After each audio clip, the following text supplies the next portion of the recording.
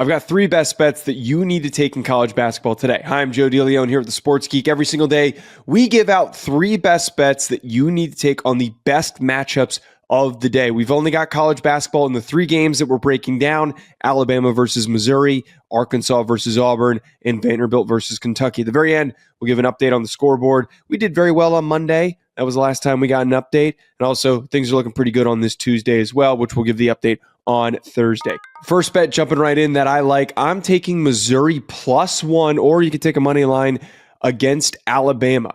Now, the reasoning, I know Alabama has been amazing this season. Coming off the loss against Auburn, they're going to be looking for blood. They're going to be looking for an opportunity to bounce back.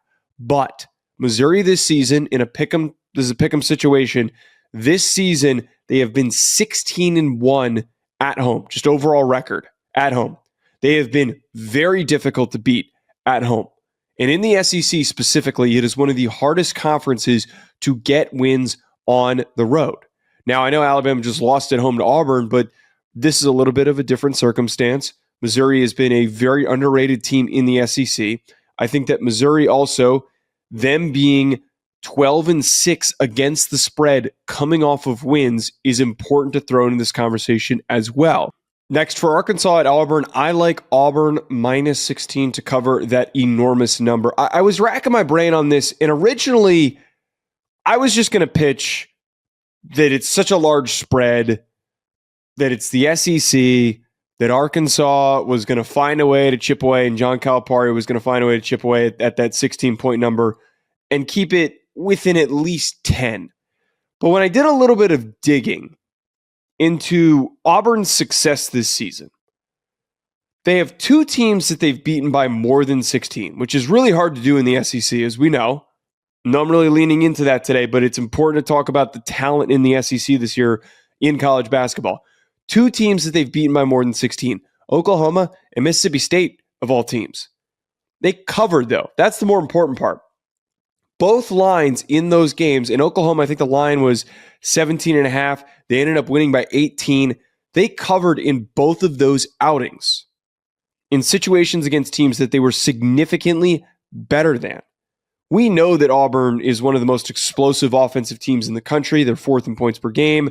They're 5th in average scoring margin, and they're 2nd in assists to turnover ratio. So they do a very good job of protecting the basketball. Plain and simple, we know that this John Calipari-led team, this Arkansas squad, has underperformed significantly in their first year. They're going to be better down the line, but based on the results and his demeanor, it's pretty clear that they're not in a competitive situation to put up a fight on the road against this Auburn team that just looked fantastic against Alabama. I don't have faith in Arkansas. I know it's a big number, but there is a pretty strong amount of evidence to suggest that Auburn could pull this thing off. Now, I hope that they don't fall asleep and just kind of look past Arkansas, but they don't feel like they're that type of a team this year, especially based on the way that they played in their last game, and they've played this entire season. Last one, I'm a big fan of taking Kentucky -6 to cover at home against Vanderbilt. Vanderbilt this year has been an awful 3-point shooting team. They're 210th in 3-point shooting. That's notable to bring up in comparing these 2 squads because Kentucky is 22nd in the country. They're a fantastic offensive team. They're 3rd in points per game. They're 17 in rebounds per game, and they're 7th in assist to turnover ratio. They have been extremely explosive. This Vanderbilt team has been scrappy. They have been a fun team to track. They're kind of like their football team this year where they hang in games that they're not supposed to. But coming off of a loss for both of these teams, Vanderbilt's 4-3, Kentucky's 5-2. That's not really a ton to go off of. I think that Kentucky's success down the stretch and Vanderbilt's inconsistency is enough for me to feel good that Kentucky covers -6 at home. Anyone else, by the way, bets that you're taking today? Let me know in the comments. Would love to hear it. At some point, I want to implement a viewer bet segment. We're going to workshop that, but would love to get more comments from people on what bets they love outside of the 3 that I've pitched. Maybe you disagree with one of the bets that I had, whatever it might be. But to recap Tuesday's performance at the end of every show, going forward, we're going to recap the betting performance that we had, if you were tailing the picks or if you were following along just for fun.